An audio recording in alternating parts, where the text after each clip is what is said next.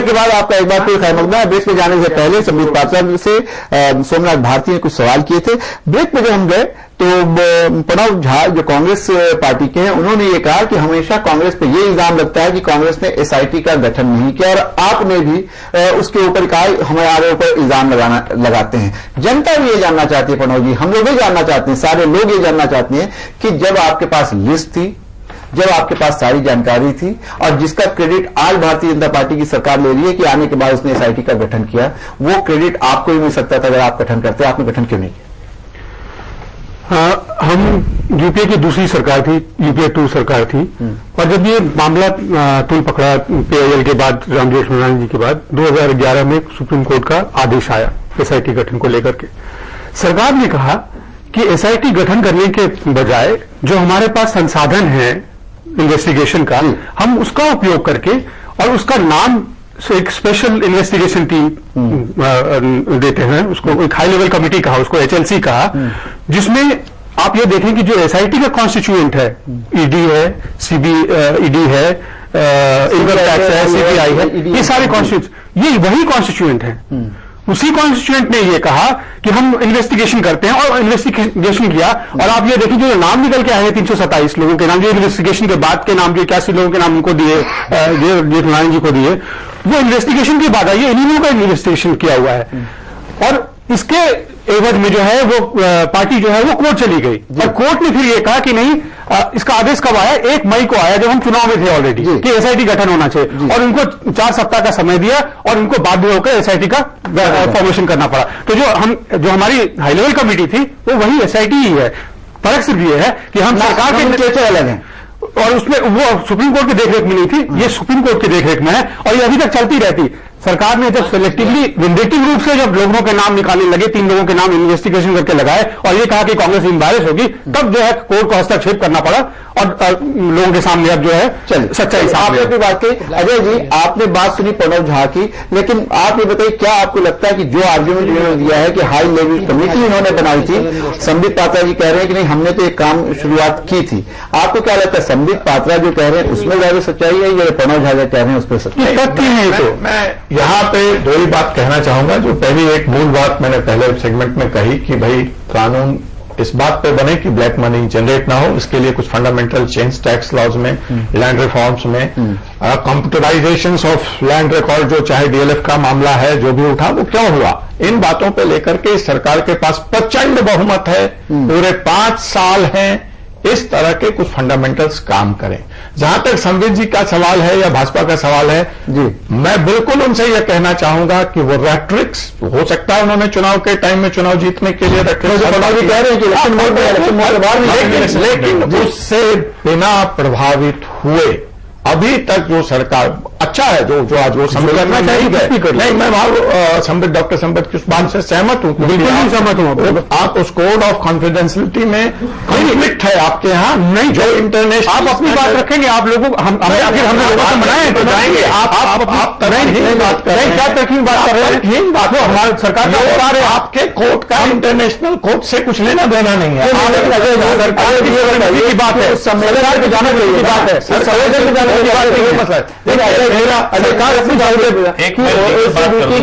के सम्मेलन में जाने में क्या प्रॉब्लम था? नहीं, जब आप अपने कोर्ट को कन्विंस नहीं कर पाए हैं तो वहां जाके क्या कहेंगे? तो आप वहां जाके क्या कहेंगे? क्योंकि सवाल उन्होंने आपसे कहा है कि आप अपने कोर्ट को कन्विंस करके आइए, और आप अपने भी कोर्ट को कन्विंस नहीं कर पाए हैं, तो या तो आप उस इंटरनेशनल ट्रीटी को मानेंगे या आप उस इंटरनेशनल ट्रीटी को नहीं अपनी बात रख के आएंगे। हमारे यहाँ कोर्ट ये बात हमें कोर्ट से 51 देशों के सिग्नेटरीज को क्या लेना देना है, क्योंकि ये हमारे आप क्या है, हमारे पावर है, आप डिक्टेट चले। अरे ये हम तीसरी बड़ी इकॉनमी है,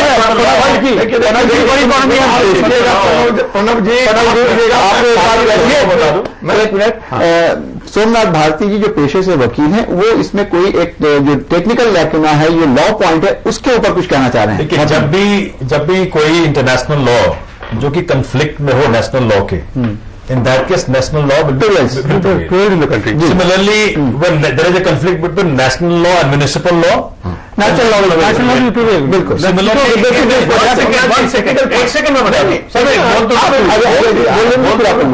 तो जब भी कोई नेशनल इंटरेस्ट में ऐसी कोई इंटरनेशनल लॉ आड़े आ रही है, उस इंटरनेशनल लॉ पे हम तवज्जो नहीं देंगे क्योंकि नेशनल लॉ कॉन्फ्लिक्ट में है। बिल्कुल ऑलराइट, बिल्कुल। देखिए आज बेसिकली जो अमेरिका को जो अपने नेशनल इंटरेस्ट में करना था कर दिया। बिल्कुल। तो हिंदुस्तान में नहीं जाएंगे नेशनल इंटरेस्ट वो सुप्रीम क्या बात कर रहे हैं, और कह रहा हूं।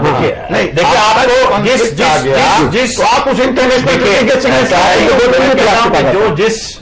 जिस शेर बनने का पूरा 100% प्ररूप दिखाया चुनाव के दौरान, ये तो कागज के शेर निकले।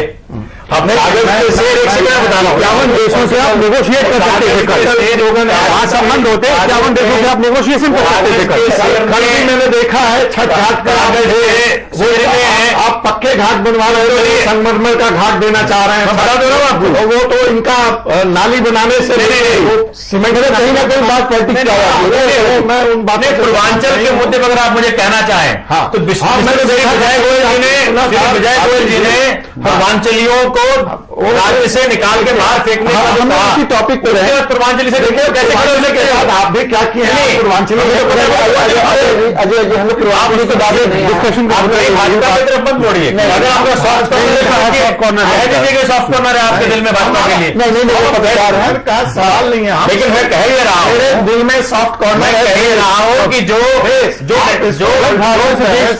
पैट्रियटिज्म की बात करता है, जो नेशनल आप मुझे एक सेकंड सर, ऐसे बात नहीं होगा अजय जी, ऐसे बात नहीं होगा।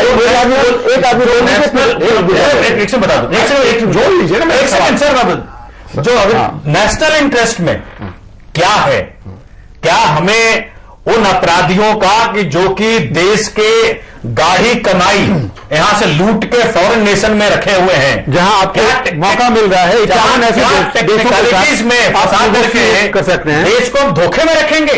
यही काम भाजपा कर रहे, जो काम कांग्रेस ने किया। तो मेरे सवाल नहीं किया, 95 उठता है। एक सेकंड सर, बोल लीजिए। मैं कह रहा हूं कि देखिए अब भाजपा किस मोड में दिखती है। भाई कांग्रेस ने 10 साल में ये किया, 10 साल में, अरे भाई अपने निकम्मापन को कहिए ना कि आपसे नहीं हो पाएगा, आपके पास समाधान नहीं है देश की समस्याओं का, आप अपनी सारी जितने निकम्मापन है, जो काम आप नहीं कर पा रहे हो, कांग्रेस के मत्थे जड़ के निकलना चाहते हो। लेकिन आप भी कौन सा रास्ता है? आप भी तो ये कह रहे हैं कांग्रेस ने कुछ नहीं किया, मुझे सही कह जवाब दे दे रहा हूं, बैठा यहां बताने। कांग्रेस ने भी धोखा दिया और भाजपा धोखा दे रही है। इन दोनों को देश कोई भी धोखा देने मास्टरी हासिल है नहीं। सोमनाथ भारती जी ये कह रहे हैं कि काले धन का इशू हो या जो भी इशू नेशनल इंटरेस्ट के होते हैं, उस पर नेशनल इंटरेस्ट सुप्रीम होता है, उसमें किसी देश या किसी इंटरनेशनल नियम की जरूरत नहीं है, उसको बहुत ज्यादा मानने की जरूरत नहीं है। हमें उदाहरण मिलता है अमेरिका की अपनी पॉलिसीज को लेकर के, लेकिन बहुत साफ कहा सोमनाथ भारती ने कि इसमें कांग्रेस और बीजेपी दोनों एक प्रणव झा इसको नहीं मानने को तैयार है। लेकिन प्रणव जी ये बताइए कि आप ये कह रहे हैं कि ये क्यों नहीं करते, ये सरकार में है, ये सारा कुछ करना चाहिए, अरे यही चीज तो आपसे भी पूछा जा सकता है। आपने तो नहीं कहा कि जब 2011 के बाद से जब ये काले धन का मुद्दा उठा है, 95 देशों के साथ हम लोगों ने ट्रीटीज की हैं इंफॉर्मेशन एक्सचेंज के तहत। 2012 में व्हाइट पेपर लाया, 2012 में ही मनी लॉन्ड्रिंग एक्ट में अमेंडमेंट करके कि जिससे काले धन का जो है इन्वेस्टिगेशन और उसका जो दायरा जो है बढ़ाया जा सके, वो किया। उसके बाद डायरेक्टर इंटरनेशनल टैक्सेशन के मॉनिटरिंग में जो कमेटी बनी, उसमें ये पाया गया कि 33,000 करोड़ रुपए जो क्रॉस बॉर्डर ट्रांजैक्शन में उसका लेखा जोखा मिला। ट्रांसफर प्राइसिंग डिपार्टमेंट का एक मॉनिटरिंग वो था, इन्वेस्टिगेशन था, जिसमें 30,000 करोड़ के बारे में तो ये सभी चीजें जो अभी आज 6 महीने में आके अचानक जो है 800 लोगों का नाम लेके भाजपा नहीं आ गई। ये कांग्रेस ये काम करके गई हिस्सा, ठीक, ये काम करके गई थी, बात कह दी। अजय जी एक चीज जानना चाहते हैं, समय बहुत कम है, कि ये लग रहा है कि जिस तरह से भारतीय जनता पार्टी का जो इलेक्शन कैंपेन था उसमें जितनी बातें कही, जिसकी तरफ सोमनाथ भारती जी इशारा कर रहे हैं, तो वो सारी बातें करना कहीं ना कहीं अपहिल टास्क है, बहुत टेढ़ी खीर है, बहुत मुश्किल है। क्या आपको लगता है कि बहुत सारी चीजें पार्टियां इलेक्शन में कह देती हैं लेकिन उसको लेकर के संजीदा नहीं होती, उसको लेकर के कोई सीरियस एफर्ट नहीं किया जाता? नहीं, ये मैं भारतीय लोकतंत्र की कमी कहना चाहूंगा कि हमारे लोकतंत्र में आपको कहने की तमाम छूट है चुनाव के बारे में, मैनिफेस्टो में जो आप लिखे कोई अकाउंटेबिलिटी लेकिन नहीं है जो आपने कह दिया। कितना लोग अपने मैनिफेस्टो को जनता ये बाध्य कराएगी। हमने वो भी दिन देखा है कि आज इलेक्शन चालू है और मैनिफेस्टो आ रहा है, तो ये कहीं ना कहीं भारतीय लोकतंत्र की खामी है। और मैं एक ही बात कहना चाहूंगा कि इस सरकार के पास बहुमत है, कांग्रेस वाली स्थिति नहीं है उनकी। देखिए कांग्रेस को सीधे मल्टी पार्टी गवर्नमेंट नहीं, अलायंस गवर्नमेंट आपको कह दें कि दिल्ली में आपने 39 दिनों में स्वर्ग क्यों नहीं बना दिया, ये भी अतिशयोक्ति होगी। हमको यह समझना चाहिए। और मैं यहां पे एक बात कहूंगा कि अगर मोदी सरकार उस चुनावी जो आप बात कह रहे हैं, जो औरा था, जो क्रिएट किया, उससे अलग हटकर, उससे बिना प्रभावित हुए विपक्ष के इस दबाव और इस बहसों के दबाव में, जैसा अभी डॉक्टर संबित पात्रा दिख रहे थे आए हुए, अगर काले धन के क्रिएशन पे कुछ फंडामेंटल कानून में बदलाव कर सके और हमारा ऑपोजिशन कंस्ट्रक्टिव